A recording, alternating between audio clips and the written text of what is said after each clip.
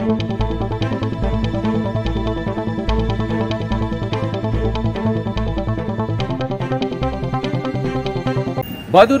ఉన్న 2 BHK కాలనీలో ఇప్పుడు మనం ఉన్నాము. ఇది వాస్తవానికి విలేకరుల కోసం అనేసి కట్టివ్వడం జరిగింది. విలేకరులు వాళ్ళకు సొంతంగా కావాలి అనేసి వాళ్ళు అడగడం వల్ల ఇది సాధారణ పౌరులైన తెలంగాణ ప్రజలకు కేటాయించడం జరిగింది. ఎవరైతే నిరుపేదలు ఇక్కడ నివసిస్తూ ఉన్నారో అసలు వాళ్ళకి ఇక్కడ తలెత్తుతున్న సమస్యలు ఏంటిది, వీళ్ళు ఇక్కడ ఏ రకంగా జీవిస్తున్నారో ఒకసారి వారి మాటల ద్వారానే తెలుసుకుందాము. నమస్తే అండి. నమస్కారం అండి. నా పేరు శ్రీనివాచారి. మాది 2 BHK Bahadurpally 8th block president మాట్లాడుతున్నాను. ఇక్కడ మాకు ఉన్న ఇటువంటి సమస్యలు అంటే చాలా ఉన్నాయి చెప్పాలంటే. అయితే గత సొసైటీ ఏదైతే ఉందో ఆ సొసైటీ మాకు చెప్పకుండా చేయకుండా సొసైటీని చేసుకొని సమస్యల మీద తలెత్తి ప్రతి ప్లాట్ నుంచి 1000 రూపాయలు తీసుకొని దానికి లెక్కలు చెప్పకుండా సంవత్సరం నుంచి 14 నెలల పాటు వాళ్ళు సొసైటీ నడిపించారు. దాని తదనంతరం మాకు ఈ సెటర్లది ఏదైతే ఉందో ఆ టెండర్లో వచ్చిన రూపంలో అమౌంట్ 14 లక్షల పైచీలకు వచ్చింది. ఆ 14 లక్షల పైచీలకు వచ్చిన అమౌంట్ ఇప్పటివరకు ₹1 కూడా వాళ్ళు లెక్క చెప్పకపోవడము. దాన్ని మేము డీసీఓ గారి దగ్గర తీసుకెళ్ళి ఆయనకు మేము ఏమంటారు కంప్లైంట్ ఇచ్చినాం. కంప్లైంట్ ఇస్తే మీకు బ్లాక్ వైజ్గా సొసైటీ చేసి ఇస్తామని చెప్పి తను చెప్పడం జరిగింది. అదేవిధంగా ఆయన సొసైటీని చేశారు. కాకపోతే మా ప్రాబ్లమ్స్ ఏంటంటే ఏదైతే GHMC నుంచి వచ్చే సదుపాయాలు ఉన్నాయో మాకు స్ట్రీట్ లైట్ కానివ్వండి, మున్సిపల్ పారిశుద్ధ కార్మికులు కానివ్వండి, ఇతర ఏవైతే ఉన్నాయో అవన్నీ కూడా గవర్నమెంట్ మున్సిపాలిటీ నుంచి మాకు అందే విధంగా చేయాలని చెప్పేసి మీ ఛానల్ వల్ల నేను కోరుతున్నాను. ఇంకో విషయం ఏంటంటే మా పాత సొసైటీ ఏదైతే ఉందో ప్రతి బ్లాక్ నుంచి 2 లక్షల పైచీలకు రూపాయలు తీసుకున్నది. మేము ఇదివరకే కంప్లైంట్ కూడా ఇచ్చాం. మళ్ళీ కూడా మా ఏదైతే బ్లాక్ వైజ్ సొసైటీ ఉందో దాని ప్రకారం ముందుకెళ్ళి మళ్ళీ కూడా ఫైట్ చేయడానికి వెళ్తున్నాం. ఇప్పటి వరకు మాకు సొసైటీ అయిపోయి కూడా మళ్ళీ 10 నుంచి 15 రోజులు అవుతుంది. మాకు మెయిన్ సొసైటీ అనేది కూడా కాలేదు. ఆయన పాత సొసైటీని రద్దు చేసినామని చెప్పారు. కానీ పాత సొసైటీ ఇప్పటివరకు మాకు లెక్కలు కూడా అప్పచెప్పలేదు. కావున ఈ ఛానల్ ద్వారా ఈ గవర్నమెంట్కి మా యొక్క సదుపాయాలు ఏవైతే ఉన్నాయో ఆ గవర్నమెంట్ తరఫున మాకు అందిపుచ్చగలరని చెప్పేసి మీకు కృతజ్ఞత కోరుతున్నాను. Thank you. సో ఇక్కడ చూస్తున్నారు కదా, ఇక్కడ అవకతవకలు అనేటివి జరిగాయి అనేటిది అతని మాటల ద్వారానే మనకు అర్థమవుతా ఉన్నది. సో ప్రభుత్వం దీనిపైన ఎటువంటి నిర్ణయం తీసుకుంటుంది, పేద ప్రజల దగ్గర కష్టపడ్డ సొమ్ము ఏదైతే ఉందో ఆ అమౌంట్ను ఏ రకంగా గెట్ బ్యాక్ తీసుకుంటుందా తీసుకోదా, మరి దీన్ని గాలికే వదిలేస్తుందా, మనం వేచి చూడాలి. ఇంకా మిగతా సభ్యులు కూడా మనతో పాటు ఉన్నారు, వాళ్ళని కూడా అడిగి తెలుసుకుందాం. అసలు ఇక్కడ ఎలాంటి ఇబ్బందులు ప్రజలు ఎదుర్కొంటున్నారో వారి ద్వారానే మనం విందాము. చెప్పండి సార్, మీ పేరు?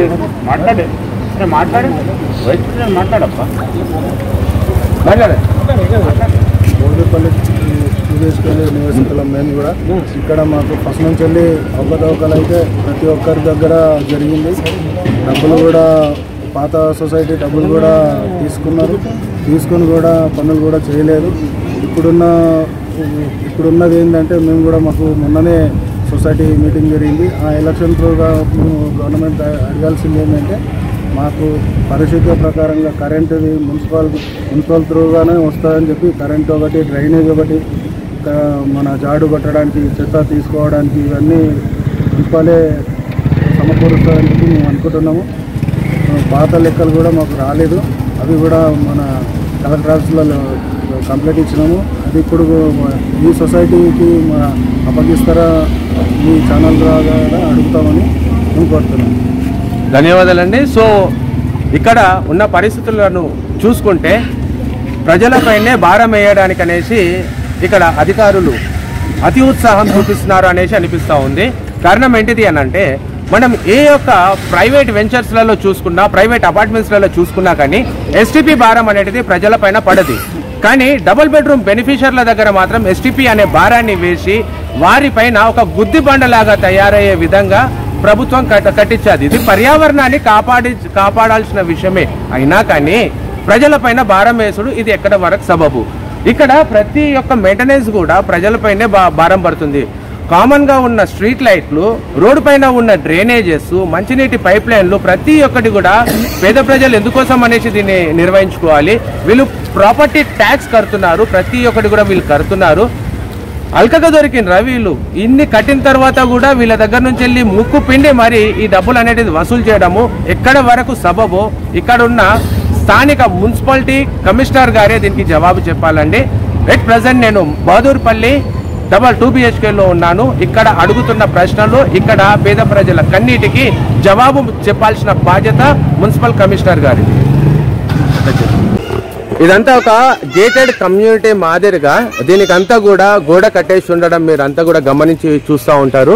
సో ఇక్కడ ఉన్న పరిస్థితిని కూడా మీరు పరిశీలించి చూసుకుంటే ఇక్కడ పిచ్చి మొక్కలు విచ్చల విడిగా పెరుగున్నాయి. ఇందులో నుంచి పాములు, పురుగులు లాంటిది. పిల్లలు కూడా ఇక్కడనే ఆడుకుంటా ఉంటారు, ఎందుకంటే ఇక్కడ నీడ ఉంది. సో చిన్న పిల్లలు కూడా ఇక్కడనే ఆడుకుంటా ఉంటారు. ఇక్కడ అంతా సాధారణ ప్రజలే కదా నివసించే వాళ్ళు. సో కష్టజీవులు కాబట్టి వీళ్ళు ఎక్కడెక్కడో పని కోసం అనేసి పోతూ ఉంటారు. వాళ్ళ పిల్లలను ఇక్కడ బయట ఇలా వదిలేసి ఇంటి దగ్గర వాళ్ళు ఆడుకుంటారు అనేసి వదిలేసి వెళ్ళడం జరుగుతుంది.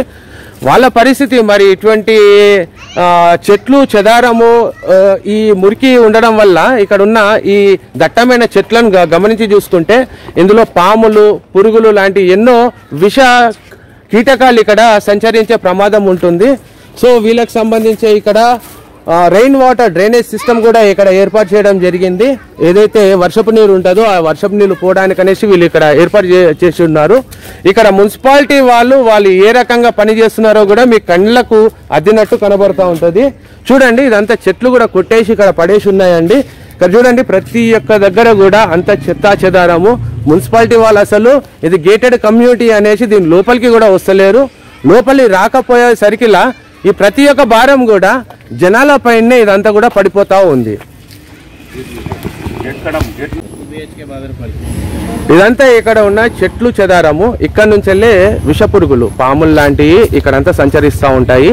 అండ్ ఇది STP, ఇదే బహదూర్పల్లి 2 BHK లబ్ధిదారులకు కేటాయించిన ఇండ్లు ఇవి. దీనికి సంబంధించి ఈ బయట మొత్తం కూడా షట్టర్స్ ఉన్నాయి. ఈ షట్టర్స్ ఎందుకు నిరుపయోగంగా ఉన్నాయన్న, క్లోజ్ ఎందుకు ఉన్నాయి? అవి ఆల్రెడీ షట్టర్స్ టెండర్ చేశారు.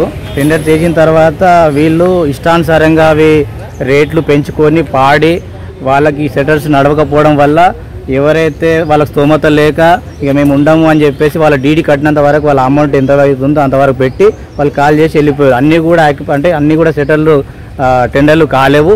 దాంట్లో కొన్ని 30-32 అయ్యిండే. దాంట్లో కూడా చాలా మంది కాల్ చేసి వెళ్ళిపోవడం జరిగింది, అంటే నడవకపోవడం వల్ల. ఇప్పటి వరకు మీకు టెండర్లు పాడిండ్రు కదండి, మీ సొసైటీకి సంబంధించి ఎంతగానో ఫండ్ అనేది ఈ షాప్ల వల్ల మీకు రేజ్ అయ్యాది? ఈ టెండర్ల వల్ల షాప్లో టెండర్ ఏవైతే వేశారో ఆ టెండర్ల వల్ల 14 లక్షల పైచిలకు రూపాయలు రావడం జరిగింది. వాళ్ళ అకౌంట్లో కూడా అవి జమ అయినాయి. ఆ జమ అయినాక ఇప్పటి వరకు కూడా మాకు ఏ ఒక్క రూపాయి కూడా లెక్క చెప్పలేరు, లెక్క చూపించలేరు. సో అక్కడ కరెంట్ బిల్ కడుతున్నాము, బోర్ బిల్ కడుతున్నాము అని చెప్పేసి ఆ విషయాలు చెప్పడం తప్ప మాకు ఇంకా ఏ విషయాలు కూడా వాళ్ళు చెప్పడం లేదు.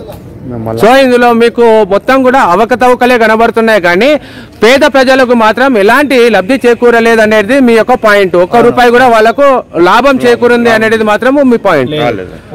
వాళ్ళ ఇష్టానుసారంగా పనులు చేస్తారు తప్ప పలానా దానికి ఇంత అయింది అని చెప్పేసి 3 నెలలకు ఒకసారి చెప్పాలని చెప్పి వాళ్ళే అన్నారు. 3 నెలలు కాదు, వాళ్ళ సొసైటీ వచ్చి 1 ఇయర్ పైన అయిపోయింది, 14 నెలల వరకు చేశారు. కానీ 1 రూపాయి కూడా షట్టర్స్ ఎప్పుడైతే వాళ్ళు షట్టర్స్ టెండర్స్ వేసినాక వచ్చిన అమౌంట్ ఎప్పటి నుంచి అయితే ఉందో ఖర్చు పెడుతున్నారు, కిరాయిలు కూడా వస్తున్నాయి.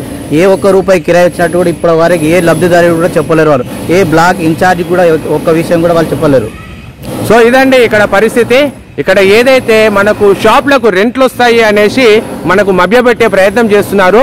వచ్చిన రెంట్ ఎవరు వసూలు చేస్తున్నారు, ఆ వసూలు చేసిన వ్యక్తి జవాబుదారీతనంగా ఉన్నడా లేడా అనేది కూడా మనం చూసుకోవాలి. సో ఇది భవిష్యత్తుల ప్రజలపైనే భారం పడే విధంగా ఉంది అనేది మా యొక్క జవాబు అండి. ఇది ఇక్కడ పక్కనే ఉన్న STP గురించి కూడా వీరినే అడిగి మనం తెలుసుకుందాం. అసలు వీళ్ళు ఏ రకంగా రన్ చేస్తున్నారు, వీళ్ళకి ఎలాంటి ఆర్థిక భారం వీళ్ళ పైన పడుతుంది అనేది. సో STP పరిస్థితి ఏంటండి? అయితే మేము ఈ 2 BHK బహదూర్పల్లికి వచ్చి అంటే గత సంవత్సరం 2024 ఏప్రిల్లో వచ్చాం. ఏప్రిల్లో నుంచి అంటే గత సంవత్సరం 2024 నుంచి మేము ఇక్కడ నివసిస్తూ ప్రతి నెల ప్రతి ఒక్క ఫ్లాట్ ఓనరు 1000 రూపాయలు కట్టి వీళ్ళకి మాకు ఆర్థికంగా ఏదైనా భారం రాకుండా ఉండాలని చెప్పి సొసైటీ అంటే వాళ్ళకు మేము కట్టడం జరిగింది, ప్రతి ఒక్క ఫ్లాట్ ఓనర్స్ని. సో ఈ STP ఏదైతే ఉన్నదో దాని కరెంటు బిల్లులు చెల్లించాలని చెప్పేసి ప్రతి నెల 1,00,000 రూపాయలకు పైగా బిల్లు మాతో వసూలు చేశారు. కానీ మాకు కొన్ని రోజుల తర్వాత అంటే కొన్ని నెలల తర్వాత తెలిసింది, అంటే రేపైతే కాంట్రాక్టు దీనికి కట్టడం ముగిస్తున్నది అనగా అప్పుడు తెలిసింది. ఏం తెలిసిందంటే STP బిల్ అనేది కాంట్రాక్టే చెల్లించారు, మేము చెల్లించలేము అని చెప్పేసి మాకు తెలిసిన తర్వాత వాళ్ళని మేము అడగడం జరిగింది. అడిగినా కూడా పెద్ద పెద్ద ఆఫీసర్ల దగ్గరికి వెళ్ళినా కూడా మమ్మల్ని ఎవరు పట్టించుకోలేరు. మాకు అప్పట్లో ఏదైతే సొసైటీ ఏర్పాటు చేస్తామని చెప్పేసి మెంబర్షిప్ ఏదైతే విధంగా తీసుకోవాలని చెప్పారో దానికి కూడా 1100 రూపాయలు వసూలు చేశారు.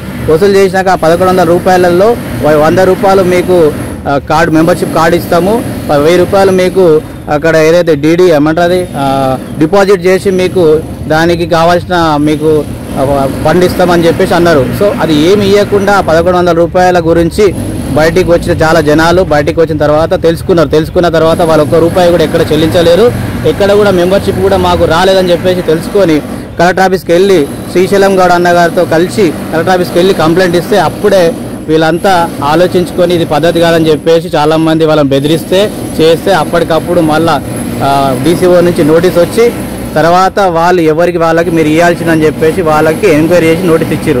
నోటీస్ ఇస్తే తదనంతరం వాళ్ళు 1100 రూపాయలలో 1000 రూపాయలు కట్టి ఎవరైతే మెంబర్షిప్ తీసుకున్నారో వాళ్ళందరికీ కూడా చెల్లించడం జరిగింది. కానీ ఎస్టీపీది ఏదైతే ప్రతి బ్లాక్ నుంచి తీసుకున్నారో ₹1 కూడా ఏ బ్లాక్ ఇంతవరకు వాళ్ళు ఇవ్వలేరు.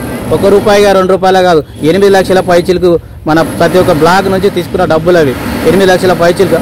అట్లా ఇటువంటి చాలా స్కామ్లు చేసిన వాళ్ళు ఉన్నారు. మా సొసైటీ వాళ్ళ సొసైటీని కూడా రద్దు చేయడం జరిగింది. కాబట్టి మాకు రావాల్సిన ఏవైతే బ్లాక్ వైజ్గా డబ్బులు ఉన్నాయో అవి కంపల్సరీ మీ ఛానల్ ద్వారా ఏ అయితే అధికారులు ఉన్నారో వాళ్ళకు చెప్పి మాకు ఇప్పించగలని కోరుతున్నాం. Thank you.